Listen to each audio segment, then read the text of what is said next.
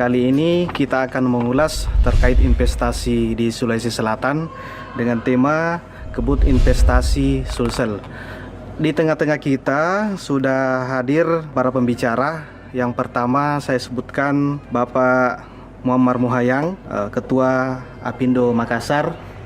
Kemudian Wakil Ketua Kadin Sulsel Bapak Satria Majid dan Ibu Yesi Yohana dari Dinas Penanaman Modal Sulawesi Selatan. Pemirsa, Sulsel saat ini sedang mengalami pertumbuhan yang luar biasa di sektor investasi. Berdasarkan data Dinas Penanaman Modal, hingga triwulan ketiga 2021 sudah 13,6 triliun yang investasi yang masuk ke daerah ini.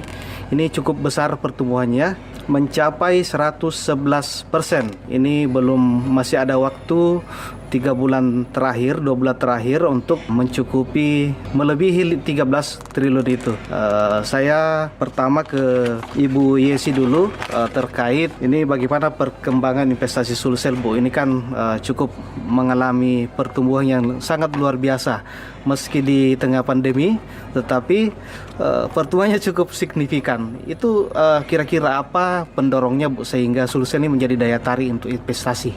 Sebenarnya memang menarik karena Sulawesi Selatan, seluruh Indonesia, seluruh dunia diserang pandemi COVID, tetapi kenapa kita masih bisa bertahan? Izin mungkin melengkapi data yang Bung Takdir sebutkan bahwa realisasi triwulan 3 pemerintah Provinsi Sulawesi Selatan totalnya sebesar 13,6 triliun, itu kita melampaui 170% target RPJMD 2021 dan 111% target Kementerian Investasi. Ada beberapa sektor sebenarnya yang tidak berhenti menggeliat walaupun di masa pandemi. Salah satunya sektor perumahan, kawasan industri yang tetap beraktivitas, dan juga perkantoran, transportasi, gudang, telekomunikasi, ada juga pertambangan, kemudian juga ada listrik. Ada beberapa sektor yang memang menunjang realisasi investasi. Tadi saya sempat sampaikan di awal, ada perumahan, kawasan industri, perkantoran, ada juga pergudangan, telekomunikasi, transportasi, pertambangan, termasuk juga listrik, gas, dan air. Dan ini luar biasa. Dan kami berharap, sebenarnya kami optimis di triwulan keempat nanti kita bisa bertambah lagi kurang lebih sekitar 4 triliun tambahan realisasi investasi. Jadi untuk Sulawesi Selatan. Harapan kita seperti itu. Semoga segera tercapai. Harapannya kami seperti itu. Ini sebaran investasinya di mana saja, Bu, yang paling besar? Yang paling besar pertama itu Makassar. Di Makassar ya. Makassar kurang lebih sekitar 7,5 triliun, jadi mencapai 55% dari total realisasi investasi.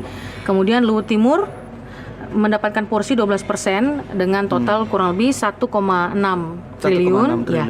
Kemudian ada Goa 6%, ada Bone dan juga Bantaeng. Kalau Makassar berarti di sektor properti yang mendominasi dan industri ya? Kawasan industri juga termasuk di dalamnya ya. Berarti daya tariknya Makassar juga luar biasa ya? Ya, sebagai ibu kota provinsi Makassar pasti luar biasa.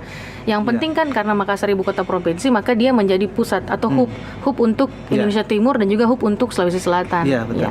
Berarti dari Dinas Penanaman Modal ini terus memberi kemudahan-kemudahan, Bu, ya, sehingga investasi terus tumbuh gitu. Ya, kami wajib, Pak, memberi kemudahan. Mungkin sempat terdengar bahwa tahun ini kita mengeluarkan peraturan daerah terkait insentif investasi dan kemudahan berusaha. Sebenarnya tujuannya salah satunya itu tentu untuk membantu para investor. Jadi walaupun pandemi COVID, mereka bisa tetap terfasilitasi, mereka tetap bisa terbantu, mereka tetap bisa terdampingi dengan baik oleh pemerintah provinsi dan terkhusus dari kami Dinas Penanaman Modal. Peraturan daerah insentif ini, Pak, mohon izin saya sedikit mengelaborasi.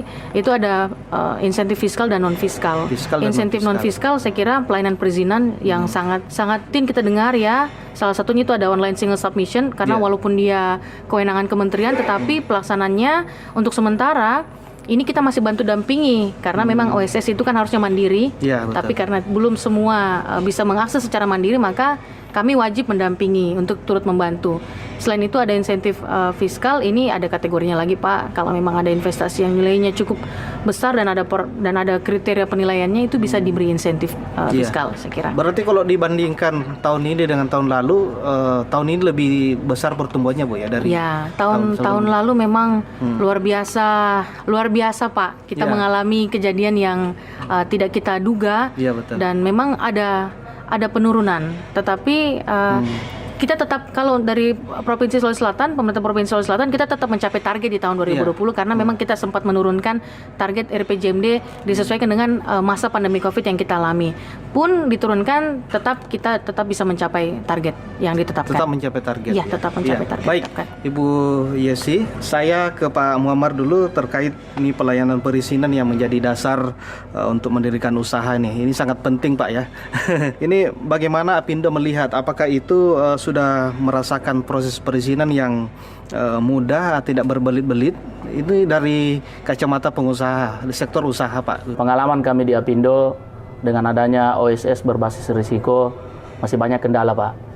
Masih banyak kendala karena rata-rata pengusaha kita sekitar 50% sampai 60% itu memang masih banyak hal-hal yang belum mereka update, istilahnya ada gap digital dengan pengusaha-pengusaha yang baru. Jadi masih banyak yang memakai perizinan-perizinan lama yang akhirnya terkendala ketika ada peraturan yang baru yang mengharuskan punya NIB, kemudian melengkapi dokumen yang ada di OSS. Namun pihak penanam modal di sini sangat baik dalam mensupport kita karena mereka mendampingi kita di Makassar, karena biar bagaimanapun kalau berbicara dengan komputer online kan tidak ada yang menjawab. Nah, kita butuh orang yang bisa membantu, dan itu memang harus kita perbaiki untuk lebih meningkatkan investasi yang masuk di Sulawesi Selatan. Iya, adaptasi dari pelaku usaha. Tapi dari sisi kemudahan, kalau bagi kami, khususnya bagi pengusaha-pengusaha yang sudah memahami, ini sangat membantu karena kita cukup mengupload dokumen, kemudian dalam tempo 2-3 hari bisa keluar. Cuma untuk prosesnya itu yang mungkin masih perlu kita perbaiki, apalagi kemarin ada perpindahan dari OSS lama ke OSS berbasis risiko. Itu banyak beberapa hal ternyata di lingkungan antar departemen atau lingkungan kementerian mereka belum harmonisasi, sehingga mereka belum update satu sama lain. Inilah yang sebenarnya ditarget oleh proyek strategi nasional oleh Pak Jokowi, bahwa jangan sampai ada yang menjadi hambatan investor ketika dia mau masuk ke suatu daerah atau ke negara kita. Ini mempermudah investor, Pak. Iya, karena itulah satu kunci. Dan kita harus pahami bahwa Sulawesi Selatan untuk tahun ini pertumbuhannya tidak terlalu bagus, makanya upahnya juga tidak naik. Salah satu provinsi yang upahnya tidak naik kan Sulawesi Selatan. Artinya pertumbuhannya ada negatif. Jadi dampak daripada investasi itu belum terasa dampaknya. Artinya ketika orang melakukan investasi itu kan butuh 1-2 tahun lagi untuk merasakan dampaknya, karena kan tidak langsung menciptakan multiplier effect di bidang ekonomi. Yang perlu kita pahami, karena ini adalah media untuk pencerahan bagi kita semua teman-teman pemerintah, pengusaha dan semua pihak yang terkait, bahwa ketika ada investasi masuk, baik foreign direct investment ataupun local investment masuk, itu belum langsung memberikan dampak. Yang ini yang harus kita perlu perbaiki adalah eksekusi ketika investasi itu masuk. Artinya mempermudah mereka untuk mengembangkan usaha. Karena dampaknya itu baru muncul ketika ada usahanya berjalan.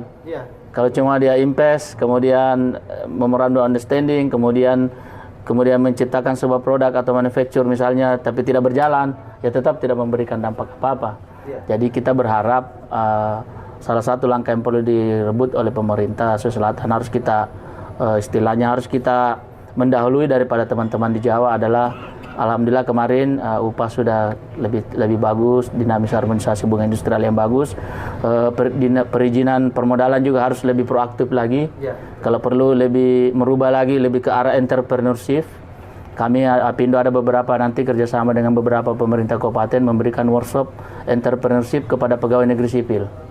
Iya, karena kan hambatan kan kunci daripada investasi itu kan ibaratnya bola matinya itu kan di birokrasi. Sebagai contoh misalnya, ini ada teman dari Surabaya mau beli gudang misalnya di daerah Parangloe. Dia mau beli, tapi dia butuh surat keterangan apakah bisa nanti jadi kawasan industri. 3 bulan diurus tidak keluar-keluar, tidak ada yang memberi surat keterangan. Nah, itu kan contoh, padahal dia mau beli seluas 26.000 meter persegi. Ada WA-nya sama saya, sampai sekarang saya masih urus. Kenapa? Pak, di Dinas Tata Ruang, Pak. Pak, di PTSP, Pak, pelayanan terpadu satu atap. Pak, ini yang dikasih cuma aturan. Tapi bilang, saya mau beli, saya mau invest. Tapi kan kalau setelah saya beli, baru ini ternyata tidak bisa jadi kawasan industri. Padahal dia mau bikin industri misalnya furniture. Itulah. Dan kita bingung menjawabnya mana. Akhirnya, ujung-ujungnya jalur ke Pak Wali Kota lagi atau ke Pak Gubernur. Jadi akhirnya kita masih kembali ke pola-pola lama kan. Yang saya berharap sebenarnya adalah Oh betul, bisa dijadikan kawasan industri tapi memenuhi ini surat urus ini. Itu kan jauh lebih bagus. Jadi jadi pengalaman kami dengan pernah juga di luar negeri adalah di luar negeri itu semua aturan sudah dicantumkan, cek. Termasuk bayarannya, cek. Tapi itu semua kalau sudah terpenuhi tidak ada lagi, tidak perlu ketemu wali kotanya, tidak perlu ketemu ini, tidak perlu ketemu ini. Tidak perlu lagi ya. Dan saya pernah sebagai pengusaha, saya tidak mengaku sebagai ketua Pindo, tidak kenal dengan ketua Kadin. Pokoknya seorang biasa, saya ikuti, memang menderita Pak. Menderita? Iya. Nanti pas di ujung saya ketahuan, Pak Kiki, Pak Mamri, ketua Pindo, kenapa Ki Pak? Ada apa Pak? Jadi itulah masih terjadi seperti itu. Jadi saya harus sampaikan karena kita mau kebaikan ke depannya. Jadi akhirnya keluar surat saya besoknya karena ditahu saya. Jadi saya pernah menempuh cara itu. Saya dengan teman-teman Pindo, ayo yuk kita mengurus sebagai orang biasa. Jangan kita biasakan memakai jalur ya khusus seperti itu. Coba kita rasakan kenapa? Karena kita berharap generasi milenial kita ini mau terjun ke wirausaha. Kenapa? Mudah sekali sekarang bikin usaha. Dalam 3 hari langsung keluar NIB. Asal kita memang memahami dan mau mematuhi. Jadi ini berarti jadi catatan pemerintah Pak, itu menjadi catatan masukan kami dari karena biar bagaimanapun ketika ada satu produk yang kita luncurkan, ketika customer merasa nyaman minum kopi, merasa nyaman mengurus di situ, dia pasti akan mengeluarkan duit. Ya, ini berarti tugas Bu Desi, catat Bu ya. Iya. Artinya tugas kita bersama lah. Karena saya juga kan kalau ada investor atau apa, saya 50-50 Pak. Ada yang masuk, ada juga yang keluar di demo, keluar pindah ke Surabaya dan sebagainya. Jadi karpet merah itu memang harus betul-betul direalisasikan dalam menyambut investor dalam artian baik infrastruktur secara fisik maupun infrastruktur non fisik. Artinya baik secara peraturan maupun secara misalnya infrastruktur jalan, listrik dan sebagainya. Dan saya lihat ini pemerintah sudah bagus, tinggal infrastruktur non fisik lah yang harus kita Terakhir masukan kami adalah tingkatkanlah SDM yang ada di jajaran pemerintahan. Tingkatkan SDM. Ya, ibaratnya bertemu dengan pengusaha, dengan teman-teman di sana, kita harus seperti seolah-olah menjadi pengusaha juga. Supaya kita memahami. Makanya Pak Jokowi karena dia pengusaha, dia itu geram sekali karena, kenapa ini lama sekali ini? Karena dia pernah mengalami gitu. Kan beda kalau kita pernah mengalami dan tidak. Bagaimana kita membawa pengalaman itu kita pindahkan ke teman-teman yang di birokrasi. Ayo sama-sama yuk. Itu bagaimana kita cari jalan keluarnya. Saya ke Pak Satria ini terkait, ini kan Kadin sebagai mitra pemerintah dalam sama-sama mendorong pertumbuhan ekonomi yang lebih bagus lagi Pak ya. Kira-kira kalau di Sulsel ini kan tadi sudah disebutkan bahwa dominan investasi di daerah ini adalah properti, konstruksi dan pertambangan. Bagaimana kalau di sektor pertanian dan pariwisata Pak?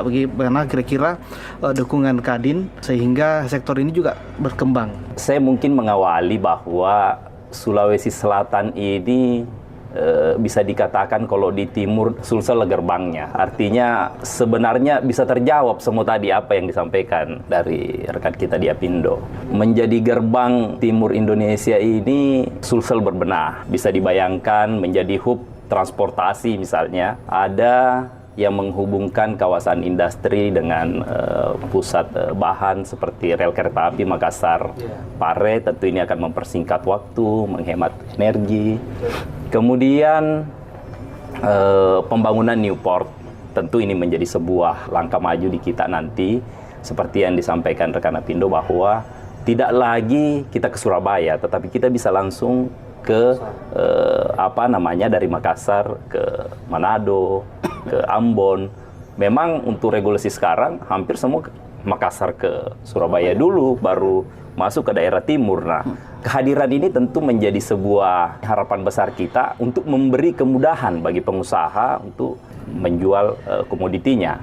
Tentu ini semua menjadi bagian yang tak terpisahkan untuk pertumbuhan. Di sektor bandara, kita mengalami luar biasa perluasan. Bisa dibayangkan di tahun 2022 nanti itu bisa sampai 20 juta penumpang. Proyeksi ke depannya untuk yang lebih jauh lagi bisa sampai 40.000 penumpang. Dan ini tentu kesiapan yang sangat matang untuk menyambut investasi ini. Bisa kita catat, ada 3 kali kunjungan Presiden datang ke Sulawesi Selatan ini.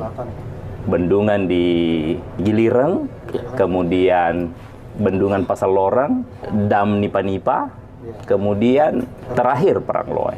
semua berujung ke peningkatan sektor pertanian. Yang terakhir diresmikan mampu mengaliri 7.000 hektar, mampu mengatasi La Nina ini nantinya. Ini saya yakin sektor pertanian akan tumbuh di wilayah sana. Kemudian di Giliran, Pasalorang, dua-duanya berada di kawasan pertanian ini. Wajo punya kurang lebih 30.000 hektar. Dengan keberadaan ini tentu menjadi sebuah langkah maju bagi sektor pertanian yang tadinya tak ada hujan menjadi teknis. Nah, saya yakin ini semua. Kita sekarang dari sektor pertanian, kurang lebih 2,8 juta ton. Saya yakin dengan 3 bendungan yang bergerak ini akan menambah lagi peningkatan di sektor pertanian. Dari sisi energi, kita surplus. Nah, ini kurang apa ini? Gitu. Kurang apa Sulsel? Ayo datang ke Sulsel gitu kan. Nah, yang tadi yang non apa istilahnya Kakanda ini non fisik inilah yang menjadi sebuah tantangan kita. Bagaimana memberi kemudahan masuk di tol itu supaya bebas hambatan. Jangan setelah di tol ada lagi sekat-sekat yang menghambat pengusaha. Saya sepakat bahwa sumber daya manusia menjadi sebuah perangkat penting untuk menjembatani perubahan dari model yang manual menjadi pakai sistem gitu kan. Pariwisata. Bang Sandi udah 2 kali datang. Itu sebuah langkah maju. Dia ke Toraja kemarin menggenjot bagaimana pariwisata alam dan budaya ini bisa kembali bergelora. Kita didukung bandara di sana di Toraja. Kemudian beliau datang ke Bulukumba, di sana juga tidak kalah. Maros, Pangkep, apalagi pariwisata kalau kampungnya Kakanda ini sudah UNESCO turun, Karsnya ini menjadi aset dunia. Ini menjadi sebuah daya tarik yang tidak bisa kita dan saya berharap semua pengusaha UMKM memanfaatkan ruang-ruang ini. Nah, ini menjadi sebuah tantangan bahwa semua sektor akan tumbuh. Luar biasa capaian kita, surplus. Targetnya Mbak Yesi cuma 8 triliun ya tahun ini ya, yang dianggarkan. Diturunkan karena ada pandemi COVID, Pak. Capaiannya luar biasa, 13,6. Masih ada waktu untuk ini dan bisa tembus kinerjanya tidak dikurangi. Kinerjanya bisa tembus menjadi 17. Ini menjadi role model dari luar Sulsel, menjadi sebuah gambar. Nah, saya yakin Sulsel akan tumbuh. Memang akhir-akhir ini kita memang selalu di atas provinsi-provinsi lainnya. Nah, itu mungkin. Kadin dalam hal ini sama dengan Apindo tentu berpihak kepada pengusaha, bagaimana mendapatkan ruang untuk berusaha itu lebih mudah. Iya, dan saya yakin keberadaan Kementerian Investasi ini oleh Pak Jokowi, bagaimana memutus mata rantai birokrasi ini menjadi satu. Anda tidak perlu meninggalkan tempat, cukup mengklik, Anda sudah dapat izin.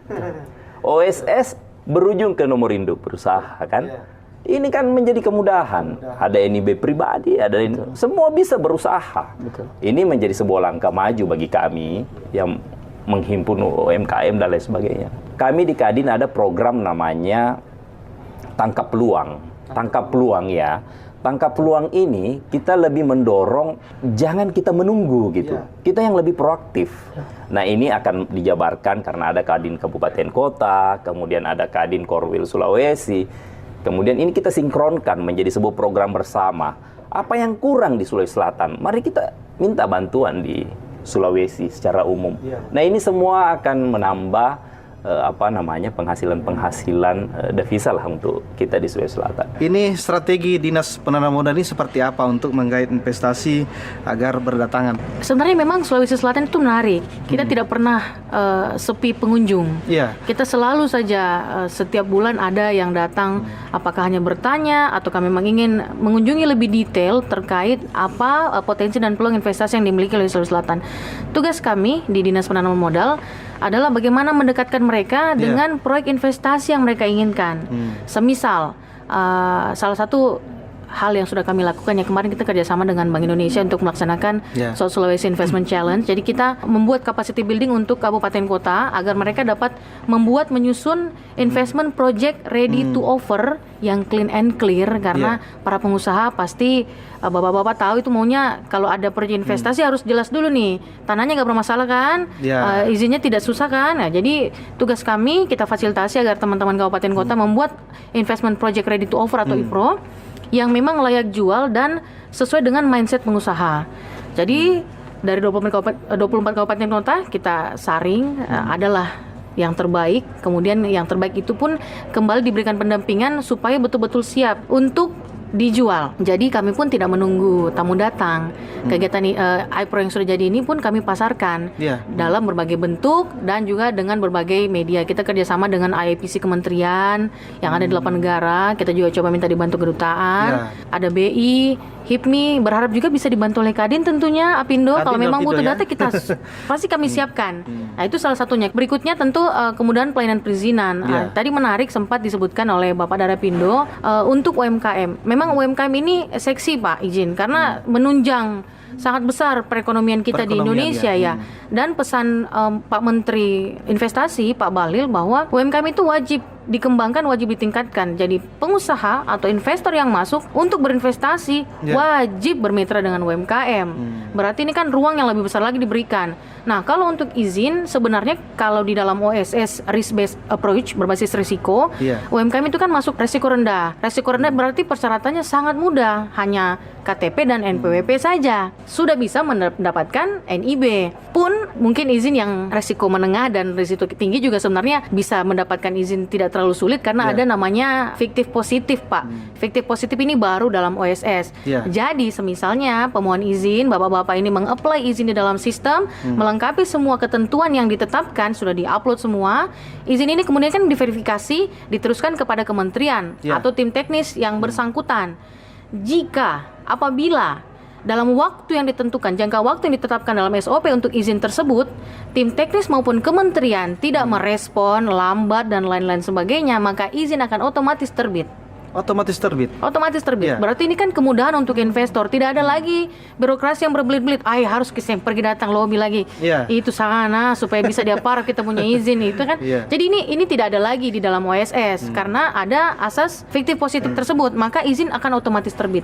Pun memang akan ada nanti binwas ke depannya untuk OSS atau izin NIB ini yang tiba-tiba terbit tanpa ada berita acara pemeriksaan dari kementerian maupun tim teknis. Tapi itu kan saya kira ke depannya seperti apa. Tetapi kemudahan ini luar biasa sebenarnya diberikan oleh pemerintah agar para pengusaha, para investor itu mau datang berinvestasi di Sulawesi Selatan.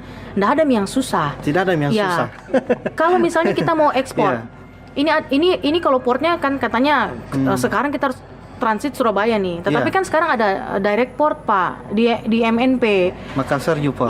Jadi ada direct port yang disiapkan. Jadi kita mau ekspor nggak perlu transit sebenarnya di Surabaya. Dari Makassar sudah bisa langsung dikirim ke negara-negara yang bapak-bapak inginkan. Pun kemarin kita juga ketemu dengan Bea Cukai Makassar, mereka pun siap membackup Pak. Gitu. Jadi kalau memang ada dalam artian bahkan mereka itu menyiapkan metodenya apa saya lupa nama tempatnya. Tapi jika ternyata pengiriman ekspor ini tidak memenuhi kuota sesuai yang ditetapkan untuk dapat dikirim, itu mereka siapkan program gabungan. Jadi nanti bisa jadi saling mengisi sampai cukup nih kontainer untuk diekspor, silakan diekspor. Jadi sebenarnya memudahkan UMKM tidak perlu pusing memikirkan saya harus penuhi nih sekian ton nih baru bisa dikirim. Ini tidak. Jadi disiapkan kecil-kecil oleh bisa, sekarang kecil-kecil nanti mereka akumulasi kemudian cukup, mereka bisa langsung kirim. Jadi banyak cara sebenarnya. Cuman memang pada saat implementasi saya kira tidak semuanya bisa langsung maksimal dan memuaskan Pak. Ini perlu proses.